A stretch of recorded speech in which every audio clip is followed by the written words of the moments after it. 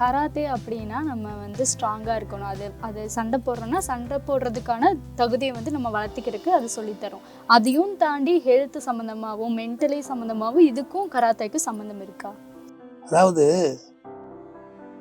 நம்ம உடம்பு வந்துட்டு எக்ஸ்டர்னல் பாடி, ம். இன்டர்னல் பாடி, சோல், ஆத்மா. அந்த இன்டர்னல் பாடி, அந்த சோல், ஆத்மா அழியாத ஒன்று. நம்ம உடம்பு அழியக்கூடிய ஒன்று.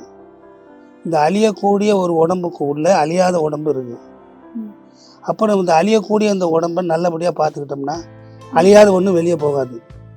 இப்போ நம்ம அந்த உடம்பு வியாதிகளால் பாதிக்கப்பட்டு இது நம்ம உணவு பழக்க வழக்கம் எண்ணம் கூட கெட்ட எண்ணம் இருந்தால் வியாதி வர்றதுக்கு வாய்ப்புகள் உண்டு.